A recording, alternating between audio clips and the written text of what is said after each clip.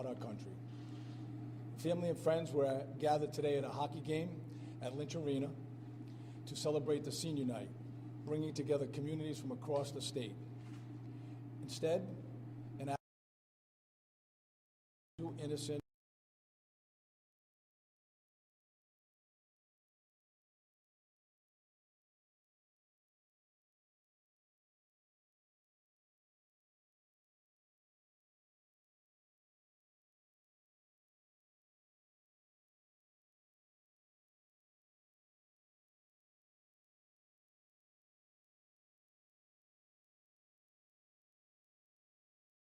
videos of the shooting.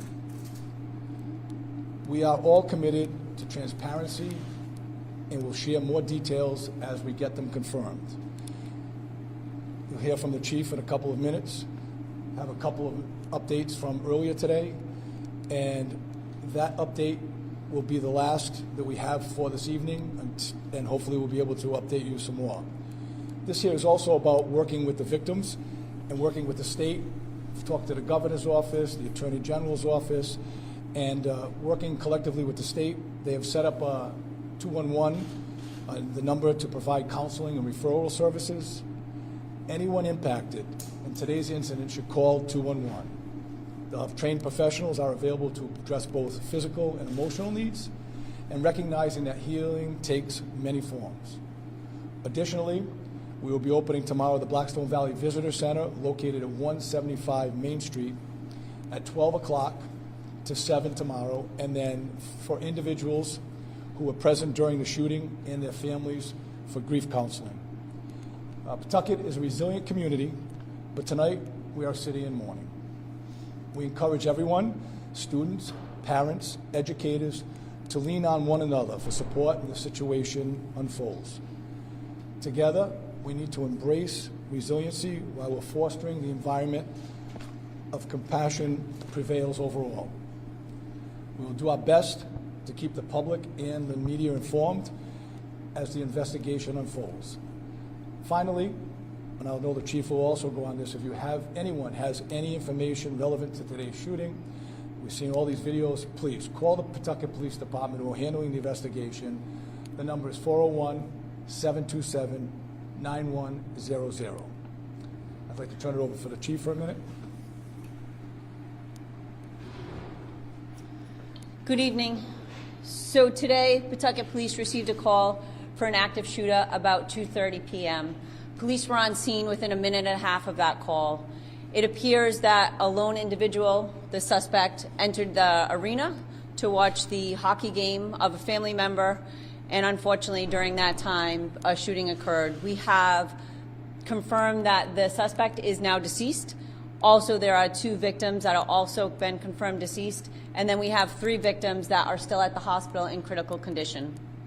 We have worked tirelessly with local police departments here in the state, also our federal partners and our state partners with the Attorney General's office also.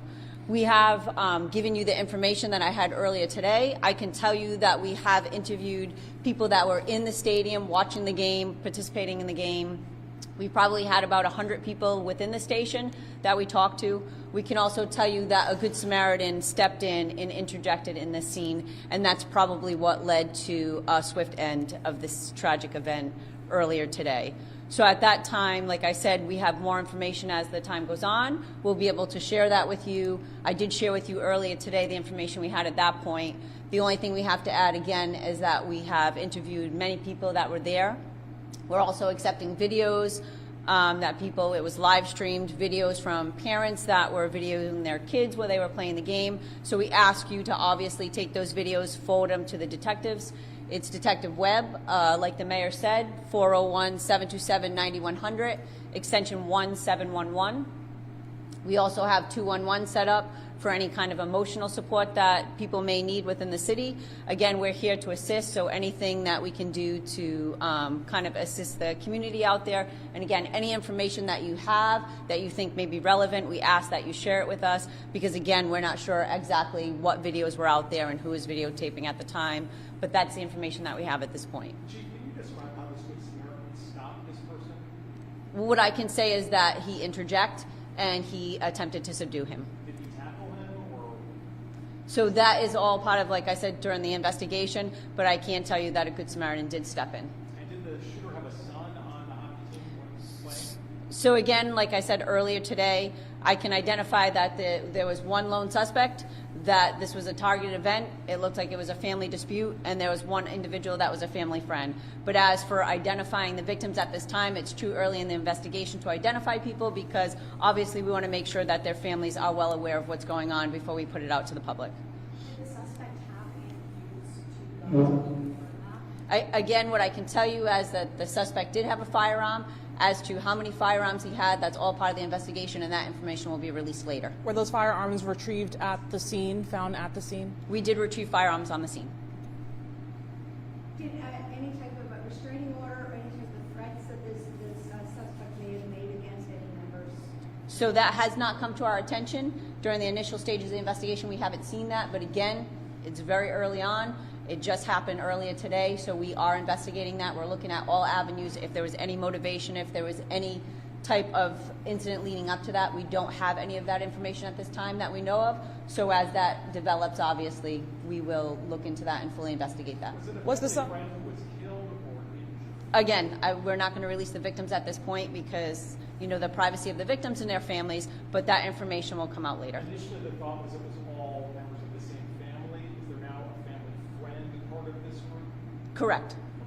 Is- Family members and a family friend. Correct. Was the suspect known to police at all?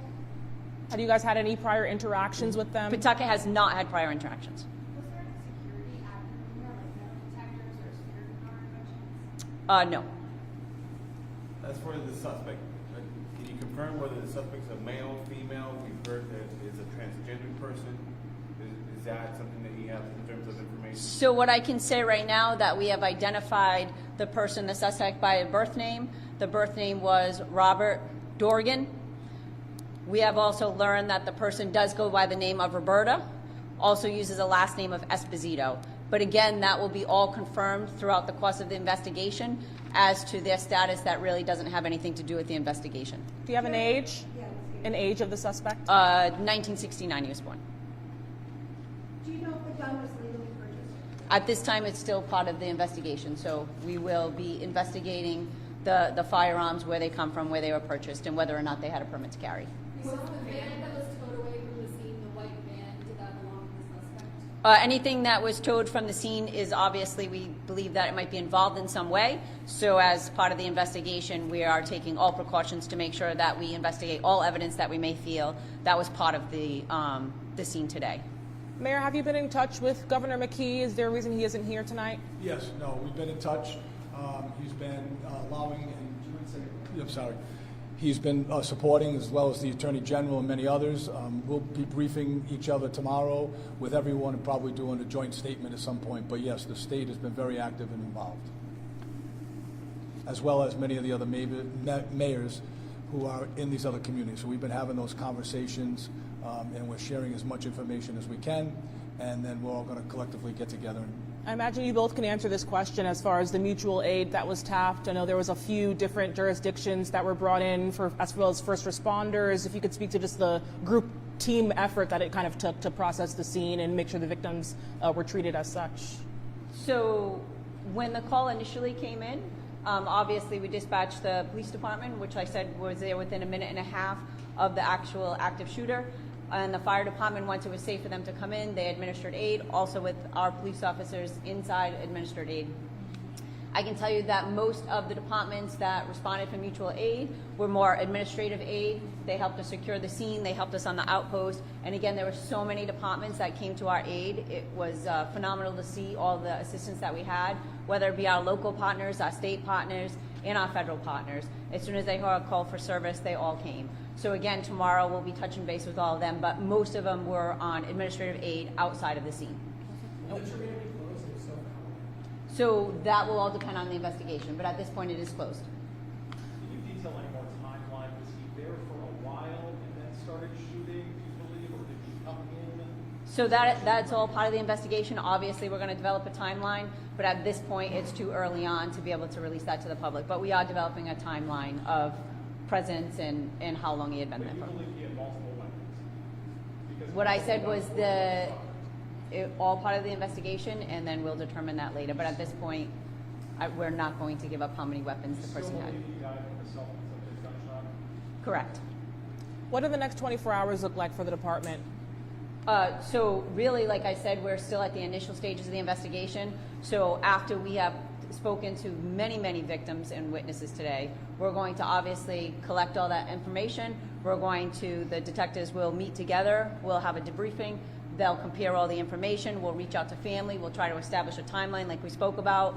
Whether or not there's any motive, we'll try to talk to different people. So it's going to be a very busy next 24, 48 hours trying to gather the story, right? We want to make sure that the information that we're given is factual and it's accurate, and that we're not going off of hearsay or things that are on social media. Unfortunately, because social media is so popular, things get out there that maybe necessarily aren't true. So we're trying to quell those kind of rumors and make sure that all the information that we're putting out there is factual. The victims were hospitalized in critical condition. Have you been able to speak with them? So the victims are at the hospital. We have detective stationed there, but as of right now, we don't have statements from them. Chief, can you confirm, so was there a training for active shooter actually going on in the city which helped with the response? So we did have an initial training that was separate and apart from this, a normal training within the city for a police department. But that helped with the response on that? We had several members that were here on training on days off. So we had additional members, if that's what, we had additional members of the police department that were around, so the response was immediate. Obviously, it's right next to the police station. Like I said, we were there within a minute and a half. Were any of the players related to the two people who died who were killed? So again, I don't want to get into the family ties, because again, they do have an expectation of privacy and a right of privacy, and we like to, be able to honor that. It's a tragic event for everybody that was there today, but especially a family. There were so many family members there that were part of this incident. So again, we respect their privacy, and we're trying to work with them. Have the police Thank you. retrieved any type of either diary or journal or video or any type of confession that the shooter came from? It's too early in the investigation to give that. Thank you very much. I'll give it back to you, Megan. No, but thank you. Again, hearts go out to the families. This is about trying to grieve as the police do their investigation, and we will release as much information as soon as we have it. So thank you. Appreciate you.